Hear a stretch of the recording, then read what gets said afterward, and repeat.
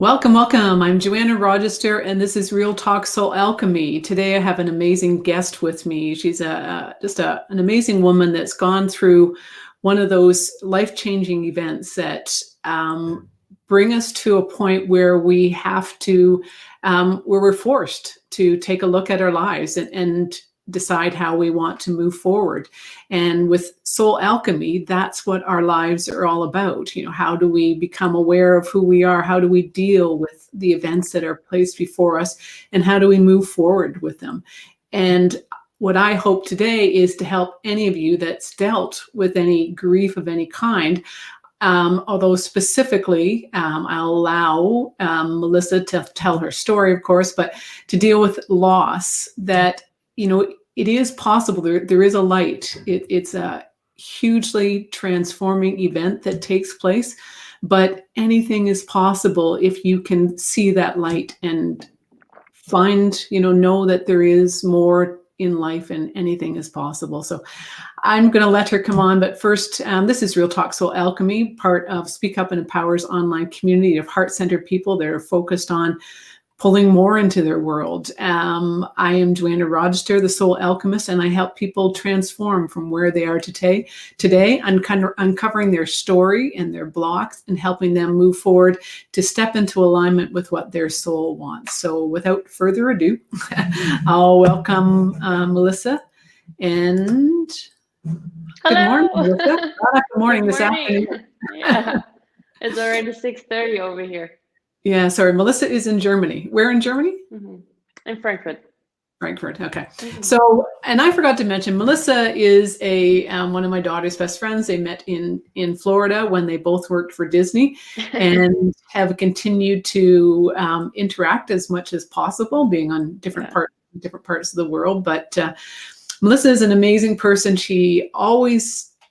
When I first met her a couple of years ago, she was writing a book then and had already begun exploring the world on a very deep soul level that a lot of people her age have not undertaken. And with what's happened in her life, she's now started to write a different book, which I can't wait to find out more about. So, Melissa, tell us more about you. All right, where should I start? So I'm Melissa. I'm a very, very good friend of Joanna's daughter, Kat. I'm based in Germany right now. I don't know for how long, but for right now. What should I say? Should we actually get right into the topic? We will, but just so you know, Katrina's watching. Katrina's watching. Hello. Hello, ladies.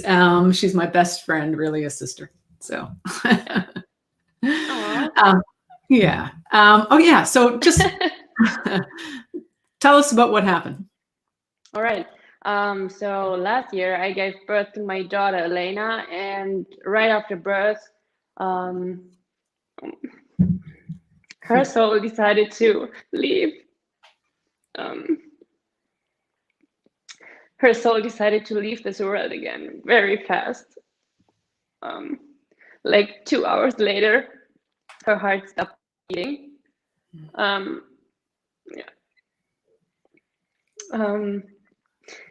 like I knew very, very fast, I had like two choices in life, right? I could either give up my whole life and just stay in grief, or I could just come back and rise like Phoenix and just take my chances. And that's actually what I did. It doesn't make it any easier. But I think, if you lose somebody, you would want to make them proud. And that's what I really try to do. Yeah. And you make me proud. I'm so proud of you because, I know what you've gone through, right? But everyone's story is so different. But it's, to talk about something like this is so amazing. And Katrina just said, I'm here for you, sending my love. You're so strong. And you are so strong. there's just so much that I want to say, and I just want to be here for other women who have to face things like that. Because once I gave birth to my daughter and I experienced everything that has happened, I just started to understand that there are so many women out in this world who have to face things like that every day. And I can say for myself, I'm a very strong person. I have a strong personality, and I'm happy that I'm able to get up after things like that. But I know there are a lot of women out there who are like not strong enough, or they think they are not strong enough, or they think they are not brave enough. And I just want to speak out loud for them, yeah, that they are not alone. Well, and I think this is what's so challenging, right? Somehow this is it's just not, as you found, right? That it's people don't talk about it. Somehow it's pushed under the Exactly. carpet, right? That it's Yeah. pushed down, right? Like get past Yeah. this, move on. Mm-hmm. And I'll let you talk about that, but we all know that that just makes everything worse. Like if we can't Yeah. talk about it, then we can't work our way through it. Yeah. Exactly. And the only thing I think that has helped me last year was the fact that I had lots of people around me who I could talk to day and night. I was always able to call you or to call Kat, obviously. I had my family and my boyfriend's family around us like 24/7 whenever we needed them. We have lots of friends who are very close to us and who just offered us their help wherever they could. And um, that helped us a lot through that time. But I also know there are some people who just don't have that network of people around them. Mm-hmm. Yeah. And yeah, that support is so essential. And I think, we can pull in here. So your partner, Mo, Mm-hmm. there's nothing for him, I'm sure. Mm-hmm. Right. So it's just so important to be able to talk about it. And, once again, I'm so proud of you for taking that initiative because, Yeah. when I mentioned it to someone, said, well, Chrissy Teigen's doing it. And yeah, she is, right? And she's amazing and wonderful. But, we need a lot more than Chrissy Teigen because can we all relate to Chrissy Teigen? No, even though she's very down to earth and everything like that, right? But it's still, right? Like it takes all of us being able to talk and share so that those who can't, are able to go, Exactly. she went through it. And so maybe if you can, right, share what you can, like what helped you, right? Other, the support, but was there any tools that you used or is there anything that you want to share that can help? Actually, it helps to allow the situation to be because there's like nothing else that you can do. And then I was just sitting on my sofa for a couple of weeks and I just realized it's getting dark at night and there's a sunrise in the morning, but that's like everything that I realized, which brought me to the feeling or the thought after a couple of weeks that life is still going on and I am still a part of this world and this life. And how can I say that? I understood really fast that the connection between me and my daughter is not broken just because she's not in this physical world anymore. And I understood there have to be some tools or some signs or whatever that would help me to connect with her, right? Mm-hmm. So obviously you are always a big part for me if it comes to connecting to people or anything that I want to talk to and actually can't. But I understood that the love between me and my daughter was born the second I knew I was pregnant, and I can still build on that relationship with her even though she's not here anymore. And I think that's the thing that helped me a lot to understand that I physically lost my daughter, but on like my soul mission, she's just part of my soul mission. And this, like I always say, everything happens for a reason. Whatever reason that was, if she decided not to be here anymore, um, I'm still her mother and she's still my daughter, and we are still connected on a very different level, but just a level that I can't see anymore.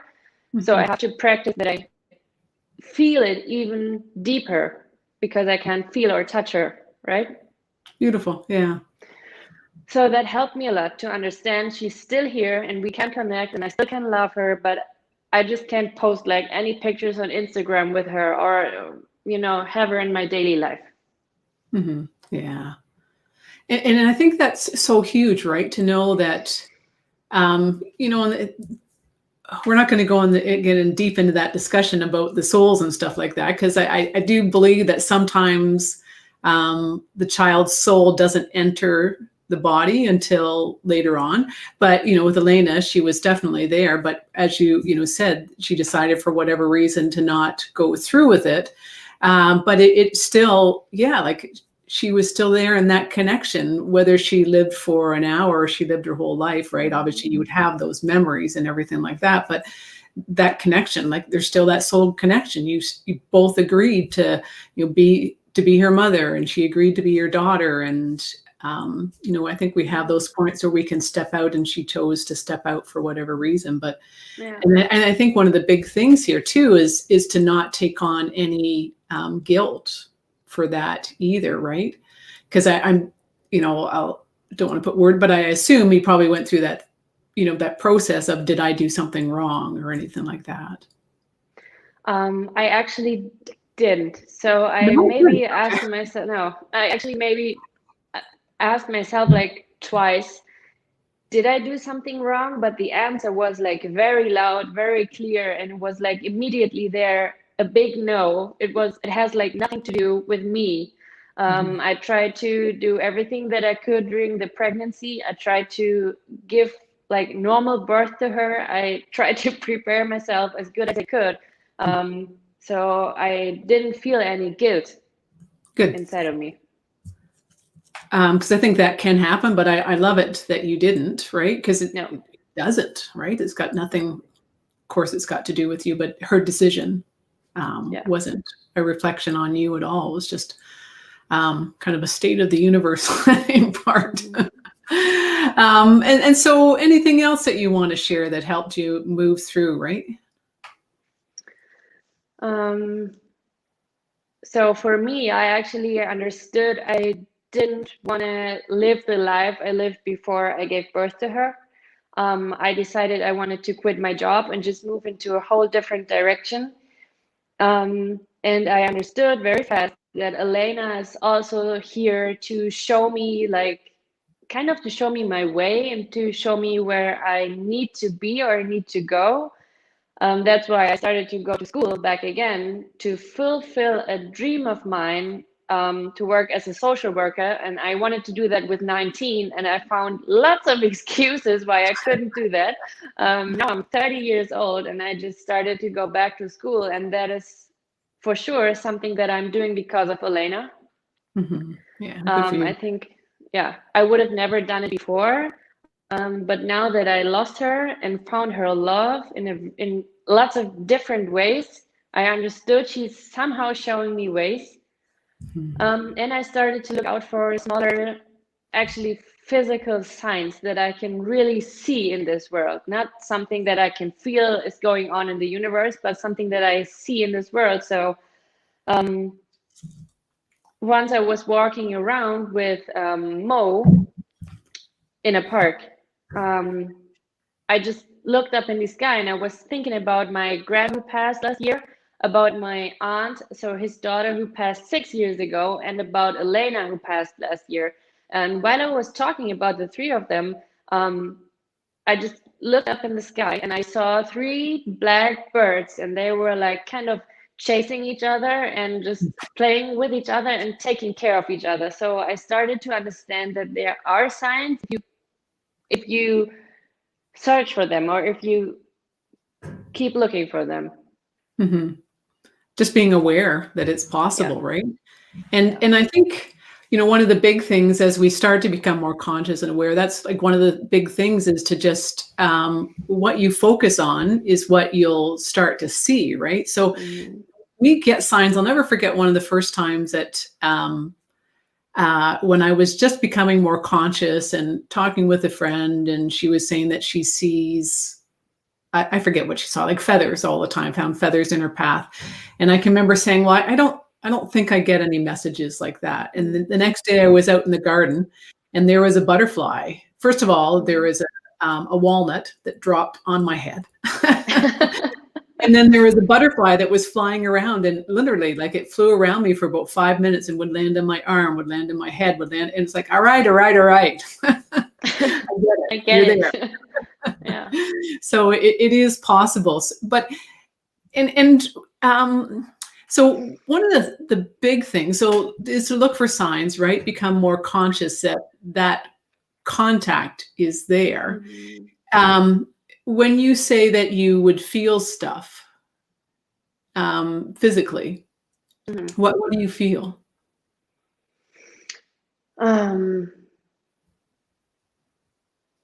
It kind of feels like warm when I think about her, or when I try to connect with her, I sometimes get goosebumps.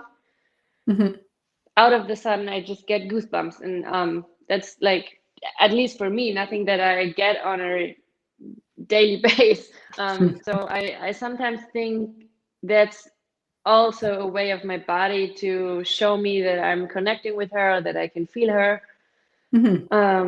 Yeah. And I actually sometimes, when I try to connect with her, I can feel inner peace inside of me. Oh, beautiful. Yeah, and I don't know how to explain this physical feeling of having peace inside of me. Usually my days are like super busy because I'm working a lot, and then I'm also full-time back at school. And whenever I take the time to connect with my daughter, it really calms me down. Beautiful. Yeah. Yeah, and I think if we can come back to you, so learning to do that, did you start meditating, or was it walking, or was it just becoming more aware? It was becoming more aware, plus meditating. Actually, Deepak Chopra helped me a lot with it, because I like his meditation and his guided meditations. Yeah. And then he sometimes says something like, close your eyes and look at your third eye. And that's actually the point when I'm closing my eyes and I'm just trying to focus on my third eye, when I really feel the feeling of relaxation throughout my whole body. Okay. Yeah. Yeah, that Does makes it make sense. sense? I guess. Yeah. Yeah. Well, it's me, so of course it does. Yeah. But I think, in part we all have to, like, we all connect in different ways, and I think we, some of us are closed down, but the majority of us have that ability to connect when we are ready to do it and ready to step into looking for more, right? And that awareness and the awakening. So what do you like if someone's, I think one of the big things is that I was astounded by, and we're going to, circle back to that, is that there wasn't people talking about it, and there wasn't people sharing. And so maybe how do you share now? So for the last couple of weeks, I've been like really quiet, but I started to share it with my Instagram account, Melissa's Wonder World, because I just like Instagram, and it's just easier for me to be online on Instagram than on Facebook or any other social media. And I started to post pictures with longer captions. I started to post videos of myself. So that was something that was new to me, to just like sit down and make a video and just talk about something and then just post it. But after I posted my first video, it kind of like went viral. Like I don't have too many followers, but just a couple, and still I got hundreds of messages from people who just told me how sorry they were, or from women who told me their stories, and they said like, thank you, Melissa, for sharing your story, because that's like almost like you're speaking also for me. Yeah. And I'm not brave enough. I would never in a million years put my story out there on Instagram so that everybody can see it. And thank you for doing that for every woman who has to face things like that. So yeah, I was really starting to use Instagram for that, and I want to start a YouTube channel and also a podcast, so I could talk about it on Spotify or Apple Music or whatever. Because I think if it just helps one more women, that's everything that why I'm doing that. Yeah. Yeah, good for you. And just, some of the posts are in German, but there's translations on them. I know. But she certainly has some of the ones in English too, so which is, good for you. And yeah, like, so, I guess every story is different, right? But I don't know, somehow it astounds me. Like, this is not something new, right? It's what you've experienced, but you would, I don't know, somehow I thought in this day and age there would be more, but I guess I shouldn't be surprised by anything like that. But the fact that you're getting out and they're doing that. Were there any books that you read that you would suggest to people? So there's just a German book that a friend of mine suggested me. I just started to read that book. So it's a psychologist who lost his son. I think his son was like 17, and he lost him due to an accident. And he's a psychologist, so he always was telling people how to deal with the loss. And now that he lost his own son, he started to realize that whatever he was telling people before, like let go of your lost mother or your lost son or whatever, that actually didn't work out for himself. Now that he had to feel what it really means to lose somebody you love that much, especially your own child. So I'm reading this book right now because it's super interesting. He's telling us his theories about whatever he learned in his psychologist university degree. And then also he's telling us what he's actually feeling as a father who lost his son. And he's just combining these two things with each other. So that's what I'm reading right now, but I'm writing my own book for people who have to face that. And I hopefully it will get translated in lots of languages so that everybody who needs to read it can read it. Yeah, it's such an amazing journey. So you mentioned before, though, that you changed. So how have you changed? So before I gave birth to Elena, I was working in a job with a catering company where everything that matters was like numbers and numbers and numbers. So that we would make money for the company. And that was actually something that I enjoyed doing that. But once I lost my daughter, I started to ask myself, what do I want from life? And if I'm leaving like tomorrow, what would I want everybody to say about me? And I was asking myself, like, how can I bring something to people and actually make their life better? So like, what could my part be to make your life better? How could I be of service for you? How can I help you? Because I think the world just works if everybody is helping another human being. And I kind of understood that the world is like a circle, and if we don't help each other, this whole thing of like being on planet Earth doesn't work out if everybody just keeps focusing on themselves. So I started to think about possibilities to help other people wherever they need help, and that brought me to the to my come on. Your decision? Yeah, exactly. That brought me the decision to go back to school and to study again, even though that I'm 30. And yes, I do want more kids. And I also believe Elena will send us like a sibling whenever she maybe thinks we are ready. That's actually a nice way to think about becoming more children after you lost one. So I've changed that. I just realized life is short. We don't know if we're still here tomorrow. And if today would be my last day, how would I want to spend it? And now that I'm studying social work, it really fulfills me to study what I study because I know I will be able to help people afterwards in a professional way. Not only because I experienced something, but because I experienced something and I got that professional degree to help people. Wonderful. That's how I changed, yeah. So numbers don't count for me anymore. It's just like, how can I be of service for you? That's what I asked Mhm. myself. Wonderful. Because not that doesn't happen for everyone, right? When Yeah. something traumatic happens, sometimes we fall back into ourselves rather than moving to that place. So kudos to you once again. So what Yeah. would you tell someone that has lost the way that you have, or I guess lost in general?